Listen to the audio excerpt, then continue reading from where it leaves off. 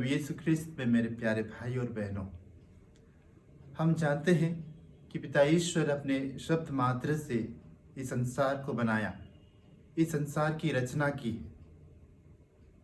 हम अपने जीवन में देखते हैं कि कुछ शब्द होते हैं, कुछ आवाज़ जो होते हैं वह विनाशकारी होता है, वह हमें दुख ही दुख प्रदान करते हैं। वहीं कुछ शब्द होते हैं, कुछ आवाज़ होते हैं जो जीवनदायी होते हैं, जो जीवन प्रदान करने वाला होता है, जो हमें नई आशा प्रदान करती है, हमारे जीवन को पूर्ण तरह से बदल डालते हैं। भोजन काल के सामान्य काल के आज चौथा इतवार है। आज के पाठों के द्वारा प्रभु यीशु हमें बुलावा दे रहे हैं कि यदि हम उनके वचनों को मन और दिल से सुनेंगे तो हमारे जीवन के हर प्रकार के बुरी आदतें, हर प्रकार की बुरी आत्माएं, हर प्रकार की अशुद्ध आत्माएं, हर प्रकार की कमजोरियां दूर हो जाएंगी, क्योंकि उनके वचनों में शक्ति है, उनके शब्द में ताकत है, उनकी शिक्षा में अधिकार है। आज के पहले पाठ विधि विवरण ग्रंथ से लिया गया है, जहां मूसा इस्राएली जनता को कहते हैं कि तुम्हारे भाइयों में से ही एक नबी उत्पन्न होगा और वह तुमसे बोलेंगे और तुम उनको सुनोगे। मूसा का यह भविष्यवाणी प्रभु यीशु के जीवन के द्वारा पूर्ण होता है। प्रभु यीशु के शब्द धारण के द्वारा यह भविष्यवाणी पूर्ण होता है। यहाँ पे सवाल उठता है कि नबी कौन होता है या नबी का कार्य क्या क्या है। नबी न केवल वह है जो लोगों को चेतावनी देता है या भविष्यवाणी करता है, नबी वह है जो ईश्वरीय संदेश लोगों को सुनाता है। नबी न केवल वह है जो ईश्वर द्वारा भेजा जाता है, नबी वह है जो ईश्वर की ओर से बोलने वाला व्यक्ति होता है। नबी लोगों के सामने बोलता है और दैवीय घटनाओं को लोगों को वर्णन करता है। यदि हम नबी का परिभाषा दें तो नबी वह कहलाएगा जो ईश्वर द्वारा बुलाया जाता है और भेजा जाता है ताकि वह ईश्वरीय संदेश को लोगों को सुना सके। हम सब ख्रिस्तीय बपतिस्मा संस्कार के द्वारा नबी बनने के लिए बुलाए गए हैं। यानी दूसरे शब्द में कहें तो बपतिस्मा संस्कार के द्वारा हम सब विश्वासी प्रभु यीशु के प्रोफेटिक कार्य में भागीदार होते हैं। और इस प्रोफेटिक कार्य में भागीदार किस तरह से हम सब विश्वासी होते हैं, हमें द्वितीय वाटिकन महासभा के लुमेन जेन्सियम नंबर 35 और catechism of the Catholic Church number 904 हमें इसको समझाते हैं। विश्वासी अपने विश्वास में जीवन द्वारा, अपने ख्रिस्तीय साक्ष्य के द्वारा, अपने वचन के द्वारा, अपने सेवा के द्वारा, अपने कार्य के द्वारा प्रभु यीशु के इस प्रोफेटिक कार्य में भागीदार होते हैं। आज के सुसमाचार में प्रभु यीशु जब सभागृह में शिक्षा दे रहे थे, दो घटनाएं घटती है। पहला घटना, जब प्रभु यीशु शिक्षा दे रहे थे तो अशुद्ध आत्मा, अवधूत आत्मा प्रभु की आवाज को पहचानता है। हम सोचते हैं कि अशुद्ध आत्मा किस तरह से प्रभु की आवाज पहचान पाता है।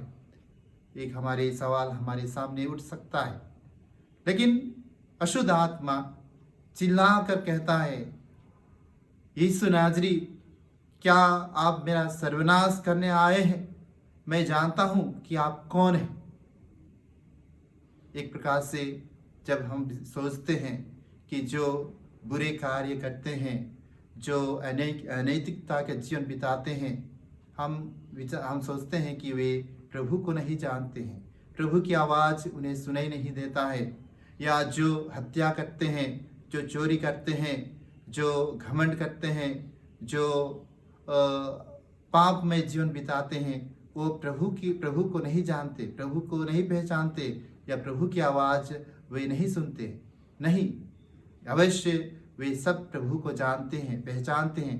प्रभु की आवाज़ उनके पास पहुंचता है, लेकिन वे प्रभु की आवाज़ को अनसुनी कर देते हैं।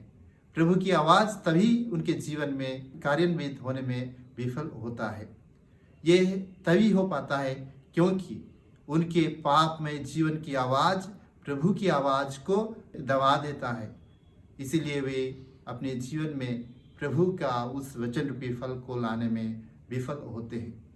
दूसरा घटना जो घटित होता है आज के सुसमाचार में, वो हम देखते हैं कि लोग प्रभु की शिक्षा सुन के अके बके हो जाते हैं। लोग अचंभित रह जाते हैं। वो कहने लगते हैं कि ये नए प्रकार की शिक्षा है, इस प्रकार की शिक्षा जिसमें अधिकार है। जब अधिकार की बात आता है तो हम सोचते हैं कि प्रभु को यह अधिकार कहाँ से मिला था। अवश्य ये अधिकार प्रभु स्वयं जानते थे कि उन्हें पिता ईश्वर द्वारा दिया गया है। इसलिए वह जो भी करते थे वह ईश्वर की इच्छा के अनुसार करते थे। प्रभु की शिक्षा नई क्यों था?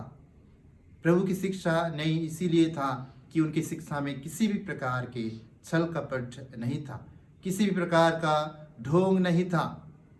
वह जो कहते थे वही करते थे, और जो करते थे वह वही कहते थे। प्रभु की शिक्षा नई इसीलिए था क्योंकि उनके शिक्षा जीवन देने वाला था। उनके शिक्षा लोगों के जीवन में एक प्रकार से खुशी लाने वाला शिक्षा था।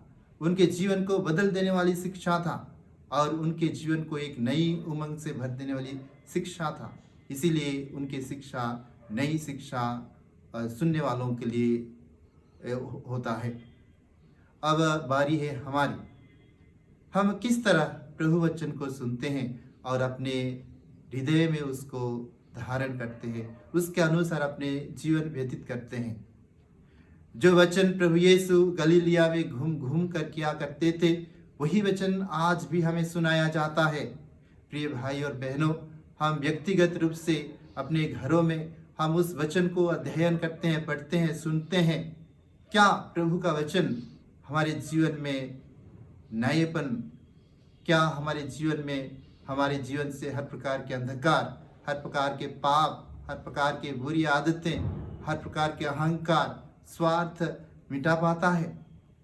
क्या हम संत पेतरुस की समान कह सकते हैं कि प्रभु आपके वचन को सुनने के बाद हम कहाँ जाएं?